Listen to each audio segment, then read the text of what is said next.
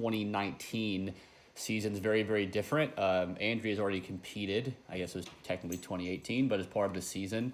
So again, we probably could do a full hour plus on all of this stuff, but keep it like relatively short on what your guys' kind of general thoughts are on, pretty much the regionals going away, and now the process of going to the CrossFit Games is to go win a sanctioned event, which used to be just more off-season type things. Now it becomes like actual part of the season.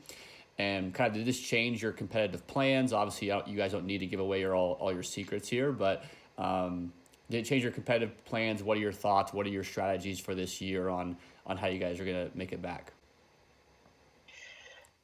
Okay, so yeah, like you said, I already did one of the sanctioned events. Not gonna lie, it's fun to do these sanctioned events, and now that they actually like hold some merit going to the games, that's cool.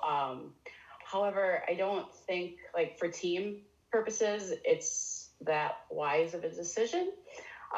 So I did the Dubai one, and there was absolutely nothing team related in that whole entire competition. Right. So there were no two athletes working in sync or ever doing anything together, let alone four. So the team that made it was definitely an individual athlete team. Right.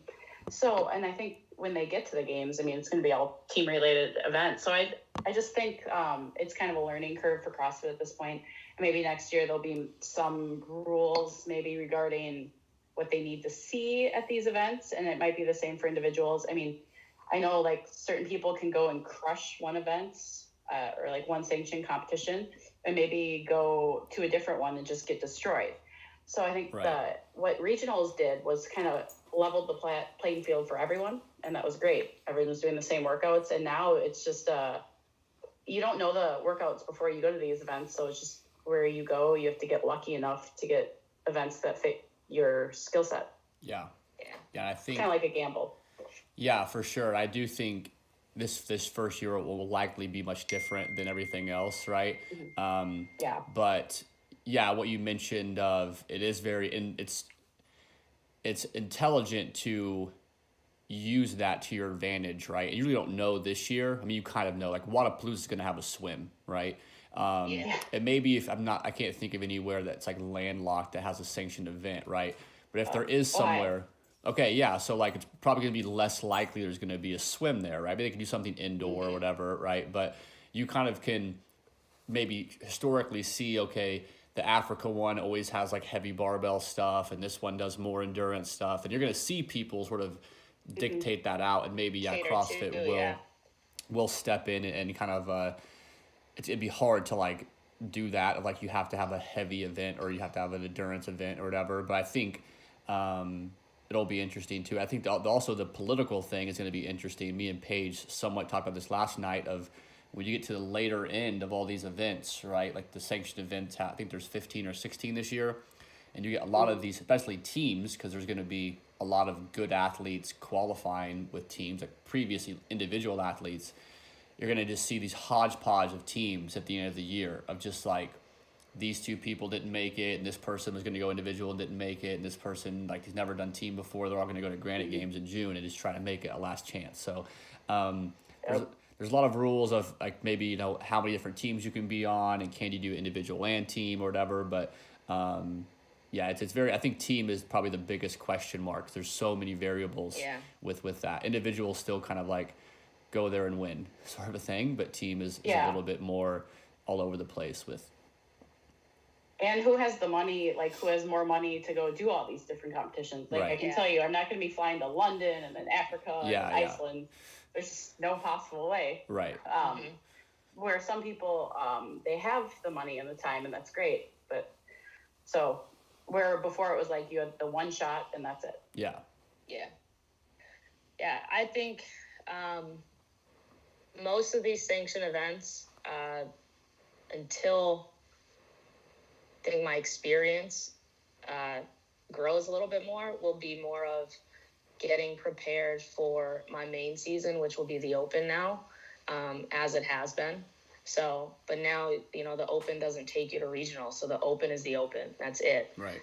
So that'll be my biggest focus this year, to try and get down. I think I was like 76th and then 90 something these last 2 years or something like that. So I've been in the top 100 for 2 years, but there's still a lot of in between there. So, one rep literally can jump you up 20 spots in a workout. So this year, that'll be my main focus. These other sanctioned events will be the experience, and just keep growing and getting better and finding what works.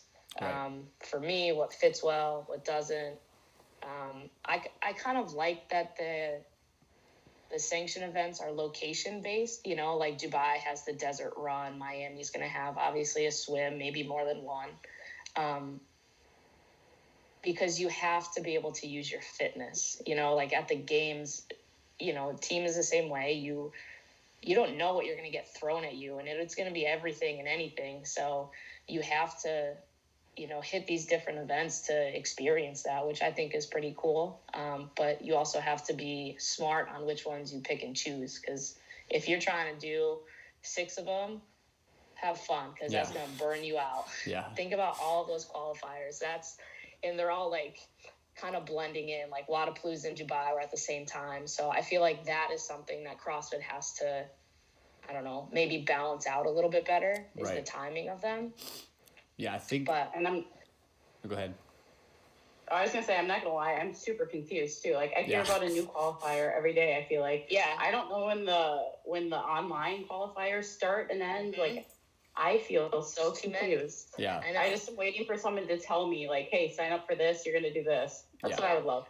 I'm really sad about regionals too, because it's such an intimate setting compared to the games.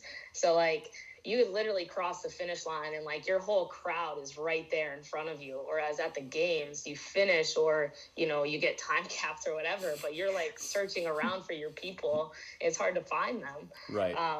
So that, I love that aspect, because that always kept me, I don't know, my heart was always there, like 100% more. It was just, you have them right there counting on you to get across that finish line. And that, that was accountability for me. And personally, I loved it. Right. So I'm sad about that.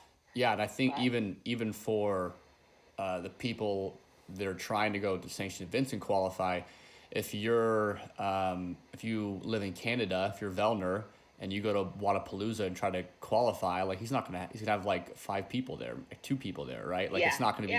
But if he goes to like the Canada regional, he's gonna have like his Canada fans there. So yeah, it definitely does.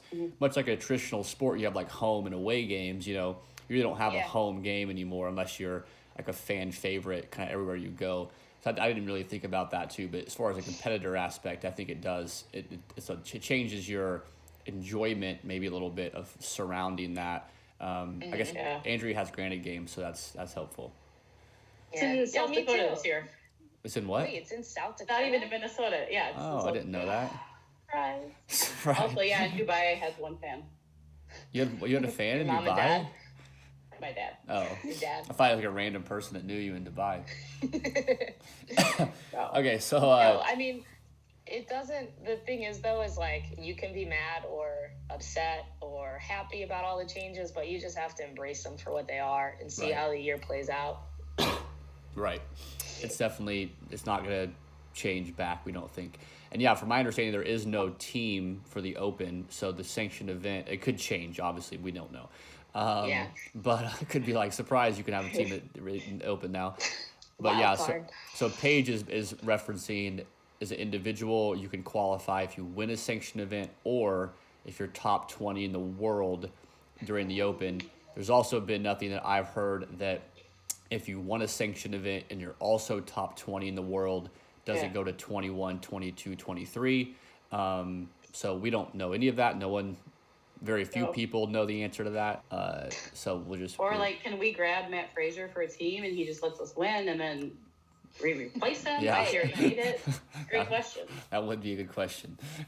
Yeah, if he hears this, hit me up. Okay.